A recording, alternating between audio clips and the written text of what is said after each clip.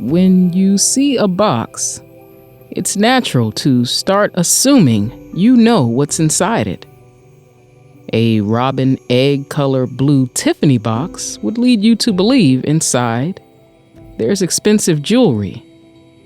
A black and red Nike box with the Jumpman logo might make you conclude there's a pair of Jordan sneakers inside. In fact, when it comes to most consumer products, the packaging is every bit as much a part of the purchase as the product itself. But these rather innocuous verdicts of material things are justifiable. No one's going to be hurt if you look at the shape, color, size, or even pick up the box and consider the weight, and then jump to a conclusion, perhaps reasonably, about its inner contents. But if this kind of knee-jerk judgment started and stopped with merchandise, well, perhaps some of us wouldn't feel so much dissension just walking down a public street. 37-year-old Pruitt Donovan has never known what it's like to walk down a street and not feel dissension. For as long as he could remember, he could feel himself being examined. Eyes of strangers, family, and even people he considered friends would look him up and down, stare a second or two longer than necessary, some even squinting to try and find the words so that they themselves, mentally, had a way of understanding what, exactly, it was that their eyes were seeing when they looked at him. Pruitt, you see, was a box that nobody, not even his own mother, could concisely and truthfully tell you what was inside.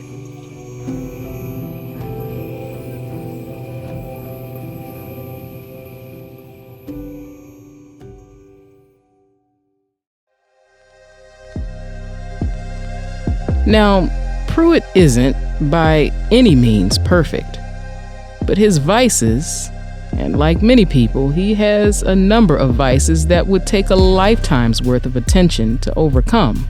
They have never been among the things that caused people to write him off as a lost cause. Don't believe me? Well, let's take a look at some of them, and I'll let you be the judge. Since childhood, coming up in Springfield, Ohio, Pruitt was always on the rather plump side. Now, he would be the first to tell you that he's always held on to, and always had trouble getting rid of, that extra 100 pounds or more, due to the fact that he found comfort in food and joy in eating. So he quite often overdid it.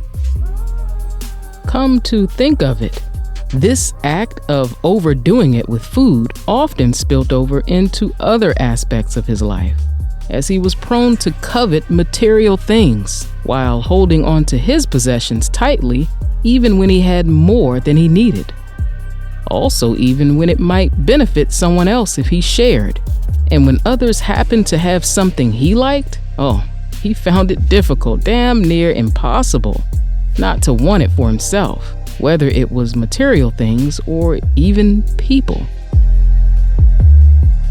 Now, although he didn't have a criminal record, those close to him often feared making him upset. What people called an attitude problem when he was young became just a reason to avoid him when he grew into adulthood, because he will always find ways to get you or get even with you. And to top it all off, for the longest time, he wouldn't even acknowledge these traits as things he needed to address. In his eyes, besides maybe shedding a couple pounds to look even better in his clothes, he would outright tell you that he was perfect. So, to recap, Pruitt had a tendency to be gluttonous, greedy, envious, lustful, lazy, short-tempered, and worst of all, prideful. Yep, you counted correctly. That is exactly all 7 of the deadly sins. Now, Pruitt is not a completely abhorrent person, and if I've painted him that way, please forgive me. I'm simply trying to make the point that Pruitt is actually just human. Not all that different from me. Or you. Now, it would be easy to psychoanalyze Pruitt and say that he was this way because he was compensating or trying to find a way to cope with something in his life. But I won't play armchair doctor in order to conclude something one way or the other. Again, though, over Pruitt's 37 years, he had picked up each and every one of the 7 deadly sins. But that, my friends, not a single one of those actual sins, was the reason why people looked at him for a second or two longer than needed when he walked down the street, or sat in a classroom, or even made his way around his own home growing up. No, the reason why eyes, which sends the signal to the minds that come away with judgment, could not look away from Pruitt was because it was hard to really tell what was inside the box they were looking at. In other words, this type of ambiguity, or as some might better define it as androgyny, doesn't always feel normal to people who, of course, are certain they know for sure what normal really is.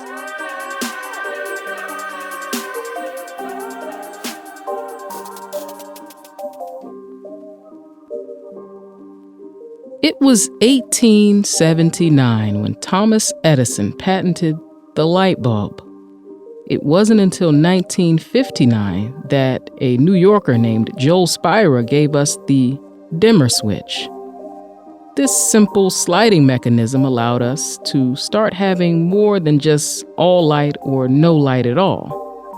With the savvy dimmer now, the amount of light or dark in a room can be somewhere in between. Now, it may seem like a reach to compare electrical inventions to human beings, but please consider the parallel here. Now that we have the dimmer, lights, much like people, can now show you that they're actually not just one thing or the other, not all the way one way or all the way another way. Just as people are seldom all black or all white, some folks, as the dimmer switch allows, fall further away from the top or bottom of the gradient, somewhere along a very long spectrum, in between. Like all other aspects of our lives, wouldn't it be safe to say that people, and this probably goes for more people than you know, are simply not all or nothing? The thing is, though, when you're like Pruitt was before he left Ohio, stuck in your little town where everybody's pretending to be the same because you go to the same school, attend the same church, and worship the same way, and eat the same food, and wear the same types of clothes, love the same types of people. Of course, that means if you're a boy, it's girls. If you're a girl, it's boys. You know how it goes. When you're stuck in a place like this, and your box, or rather what's really going on inside it, doesn't meet people's expectations, you can feel it, whether they say anything or not. But trust me, somebody is going to say something. And that is what happened to Pruitt. No, people didn't say much about his virtues, and they didn't even condemn him for his many vices. They actually accepted the bad stuff because, in some way, they understood it. But they had a lot to say about this one aspect of his being that just didn't look right to them. So Pruitt left his hometown when he was 25, with no money, barely a high school education, and no prospects, and has been in and around Washington, D.C. ever since. Because D.C., he heard, was a decent place, not too big, or too small, where he could maybe just blend in, and maybe even one day safely open his box and allow the world to see that what was inside was actually something beautiful that was simply in the wrong box all his life. There's a word that might define Pruitt and people like him. But even as a writer, I know that sometimes words aren't even the best things to use in some cases.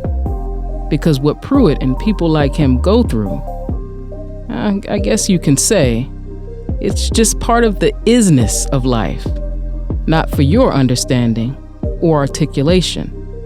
Because it's not about what you believe or what you believe is in their boxes based on what you see from the outside.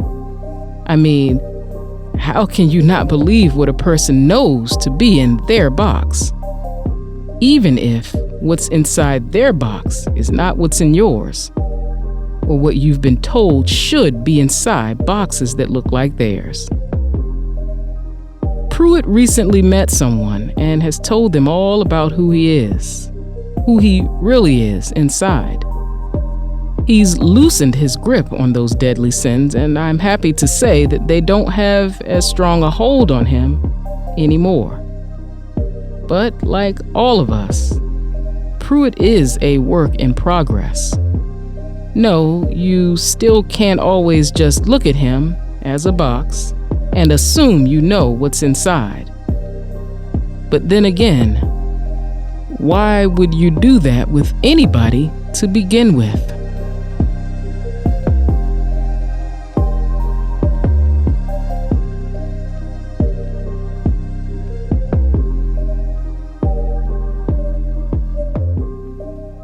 I'm Kiana Ebony Brown, and this is a story of music and men.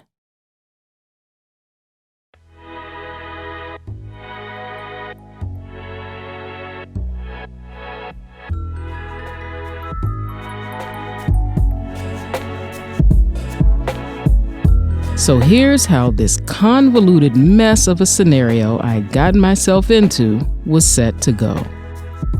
The guy Dante, the one I'd met up with on Wisconsin Avenue while with my friend Solomon, apparently knew the guy doing renovation work on the club's general manager's house. The handyman would text Mr. Chan when she left for work. Mr. Chan, who was also a patron of this handyman's services, ran a small tax business across the street from the club.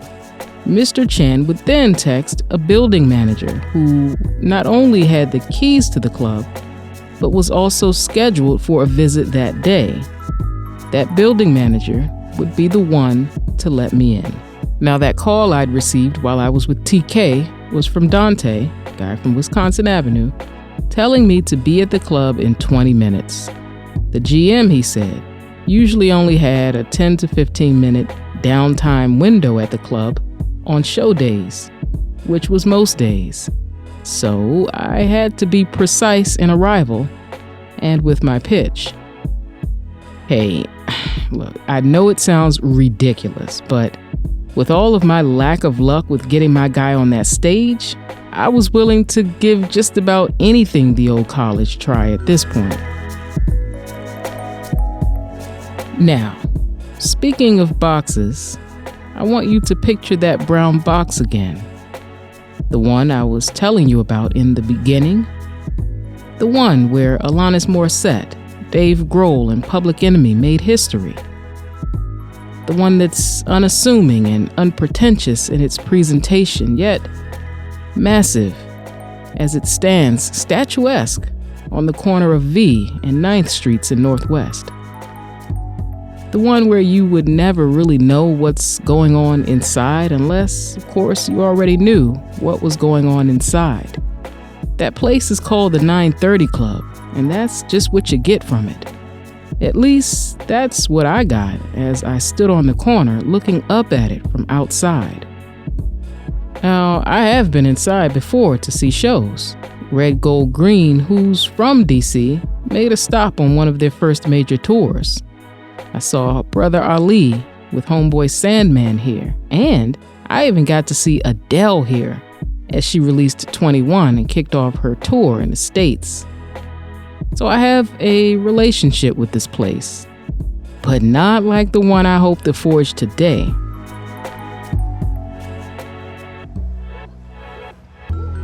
As I stood outside going over the pitch I was about to give, the door crept open behind me. And quickly, getting my attention, was a guy who looked similar to the one who connected us. A white guy of unsubstantial height, who was probably younger than he actually looked. He was very unique looking, had the kind of face you would never forget once you saw it.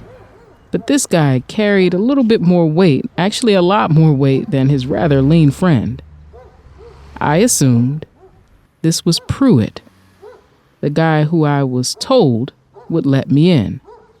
But he never formally introduced himself, only asked, "Kenya?"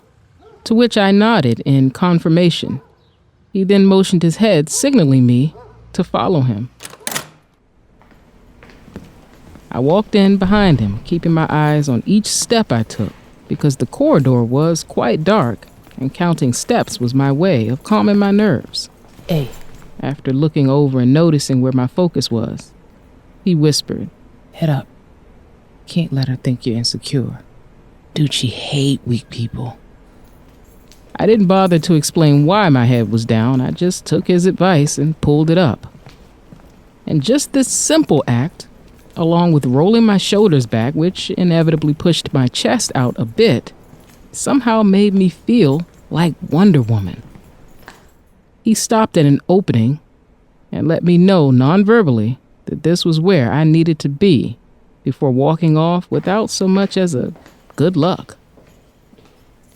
Feeling alone inside the box now, I took a deep breath and stepped into the main room.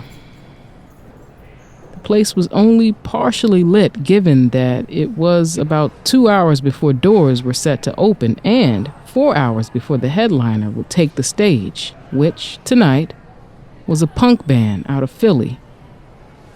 And the first thing I noticed was that stage and all that history. Wow. But I couldn't allow myself to remain in awe for more than a second, because to the left stood the reason I'd come here. A tall woman in a white Ramones t-shirt standing behind the bar, already, I could see, prepared to dismiss me before she even heard my spiel, before even looking up from her paperwork or whatever, to at least act like she cared about the gift I was here to give her. "Whatever it is you're selling, I don't need it," she said with her head still down. As the competitive type, I like to figure out my opponent. But this time, the only information I had on the person in front of me was her name. Bonnie. No last name. And as of only 10 seconds ago, I had also learned that she didn't like the appearance of weakness, so I kept my head up and my shoulders back. I made sure I was right across from her, opposite the bar, before I said, "Boy, you sure are a hard woman to track down." And again, with no eye contact, "Time is spent, but can't be bought. I prefer mine not to be wasted, so whatever it is you're selling, I'm not selling anything. I just want 5 minutes of you. I'm out of here in 4, she offered with a deep breath. And the clock on the wall just above her head became apparent right at that moment. It read 5:56. Fine, because I only need 3. With no other argument coming from her, I took this to mean that I was on the clock. So, I started. Well, my name is Kenya Shaw. I run an independent record label here in D.C., 16-9 Recordings. I had my business card ready in hand. I slid it onto the paper where her eyes were focused so that she had no other choice but to see it. Now, I have 2 artists. Taj Kamal is one. You might have heard of her. And Lucas, a singer-songwriter. He's who I want to talk to you about. From under my arm, I pulled out a copy of the newspaper that had recently written a favorable article and said, "City paper even calls him DC's best kept secret," I embellished. It actually said one of the city's best kept secrets, but hey, apples to apples, right? And lastly, I had my cell phone ready to play one of our best videos, an acoustic rearranged cover of Same Old Love, a simple, one-shot video of Lucas and his guitar displaying a pure, untouched vocal. That Selena Gomez cover got over 60,000 views in 1 week. Bonnie appeared to be a bit intrigued at this point. She watched the video for a moment, maybe even two, before looking back to the paper at a picture of the same cute, skinny white boy with the guitar. It was making an impression, I suppose. Congratulations. And that was it. I knew that I would need something else, so I came equipped with a trump card, although hoping that I didn't have to use it. And as contemplation set in at that moment, I subconsciously looked down. It always feels like I can find my words down on the ground when I need them. But that, of course, was the very moment she decided to look over at me, almost catching me, looking weak. I quickly looked up and right into her eyes, and that is when I asked her, "You like funny stories?" She didn't give me an answer, but she did give me squinted eyes, perhaps wondering where I was going with this line of questioning. My question was rhetorical, so I went on. I don't mean funny ha-ha. I mean funny like serendipitous, meant to be type funny. The kind of funny that makes you believe that someone, somewhere, is looking out for you. Well, you know how this goes, right? I tell her about Jim Nightingale, that car accident, the poor dear, aw, and the fact that her headliner is without an opener for the show here this Sunday. "How the hell do you know all that about Jim?" she said, turning back to me after having begun to walk away once she realized why I was there. Her gaze caused me to miss a breath, but I quickly recovered and came back with a body blow, starting with a smile that showed absolutely no sign of weakness. I know a lot of things. Like, I also know that Gavin DeGraw is going to be in Chicago the same day for another event. And according to my sources, the earliest he can get to DC would be 6 p.m. Reagan, Dulles, or BWI. No matter which airport he's flying into, there is no way he can get off that plane, get here, and be on that stage by 7 o'clock. And for a split second, she probably didn't notice it, but I did. She looked down. And that is when I knew I had her. All I had to do was close. And that's with perfect traffic. You need an opener. Nightingale is out. But someone, somewhere, is looking out for you, Miss Bonnie. Still looking at me, rather looking through me, she turned her attention to that same clock on the wall, which now read 6 o'clock on the nose. Okay, so when you walked in here, I made it clear as crystal that I do not like my time being wasted. So, as fascinating and captivating an argument as that is, you just wasted not only your time, but more importantly, mine. I am not the person you talk to about this. But you're GM, so you should know. I don't organize shows, sweetie. But you can tell me who does. And for the first time in our brief relationship, she offered me a smile. It was a pleasant smile. I even thought that she had a very nice smile and that she should actually smile more often. But with that smile smeared across her face, she secured her papers right next to her ribs, as she said ever so politely, You know so much. You figure it out. I didn't have anything left. And even if I had, I would have been giving it to the back of her head because that was all I could see as she walked out, leaving me alone in the room in that big brown box.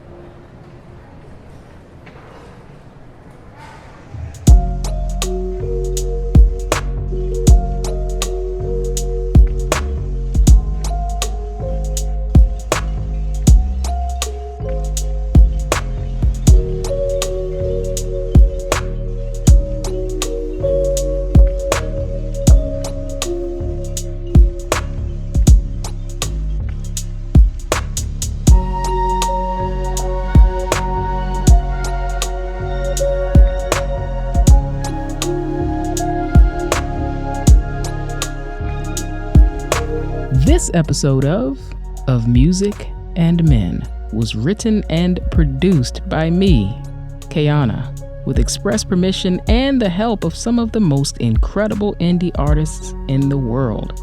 The song you're hearing right now is called I Don't Know Anything by La Gang. And the music for your word of inspiration for this episode is Tears in the Rain by Scott Buckley. All other music was provided by Filmstro, arranged and designed for this episode by me, Kayana. Now, for more information on these artists and how you can support their efforts, visit the show notes in your podcast app or go to ofmusicandmen.com/podcast and select this episode. If you would like to have your music featured on the show, check out our website for more information on how you can submit. Now, of course, Of Music and Men is so much more than just a podcast. The novella series is available in online bookstores, and if you wish to have a physical copy, you can get it on our website at ofmusicandmen.com, where you can also get t-shirts and other kind of merch. Don't forget also to subscribe at Apple, Stitcher, Spotify, or wherever it is you're listening to this podcast, or wherever you prefer to listen to podcasts in general. And remember to also rate and review. So that's subscribe, then rate and review. I would love to hear what you think. Lastly, connect with us on Patreon, where you can become a part of this project and its journey and help it to grow to everything that it was meant to be. Plus, it's some other perks to becoming a patron. So go to patreon.com/ofmusicandmen, or just go to ofmusicandmen.com and find out where our Patreon button is and click it and go there and hit us up on Patreon. Make sure to share this episode some way, somehow, with at least one friend. And follow Of Music and Men everywhere online at Of Music and Men. And of course, when you do, please don't hesitate to reach out.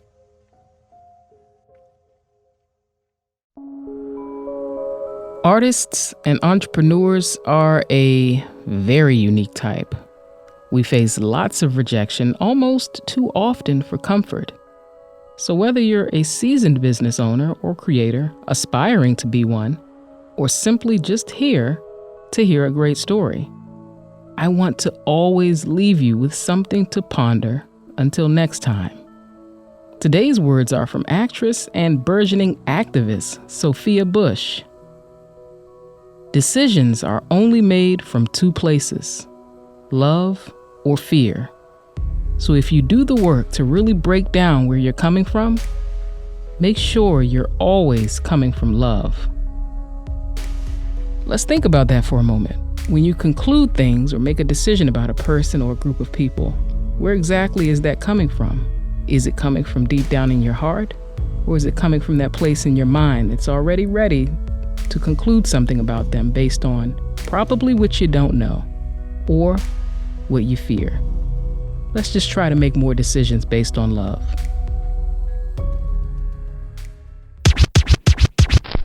Next time on Of Music and Men. Stax is what I would call a fair weather bachelor. Monday through Thursday, he'd go on and on about his plan to someday have a wife.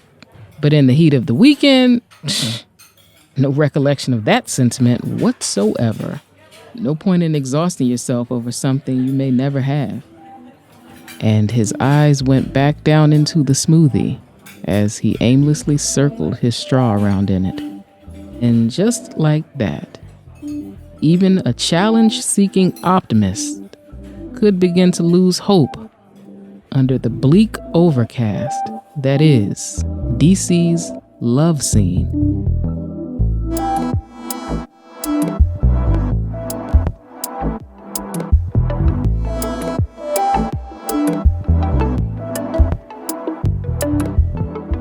For others, giving up isn't quite as easy. That night, Jay's magazine was hosting a networking event at a lounge downtown. And although she had talked Ty into coming with her, she herself didn't actually believe it would happen. But, to her surprise, at 8:33 p.m., Ty was right beside her, both head-turning in their evening attire, as they entered the room filled with other equally nicely dressed professionals. Jay noticed from the moment she met her at the front door, Ty was very uncomfortable, fidgeting and looking down, and had already asked twice, though they hadn't even gotten their first drink yet, "Do I look okay?" To which Jay replied, "Twice, you look great." But the third time she added, "Would you calm the fuck down? Shit, it's not that serious." Ty tried to take her advice by first avoiding looking down at her dress, and second, asking something that had nothing to do with the way she looked. "So, what is this again?" "It's a professional social," Jay replied. "Just you network or flirt, whatever." Ty noticed Jay's eyes scanning the place, and she remembered that Jay was looking for someone in particular. So she asked, "So, what does this guy look like again?" "Oh, he's cute. He's tall, lean, kind of looks like a young Chris Rock." Ty grimaced. "Chris Rock? You think Chris Rock is good looking, really?" "I mean, yeah, when he's not acting so goddamn goofy, he's kind of sexy," Jay said matter-of-factly. "I don't think he's acting." "Look, next time you see him on TV, mute it. If you don't hear his goofy-ass mouth, you might see him differently." Ty made up in her mind that they just have to agree to disagree on this. That's next time on Of Music and Men.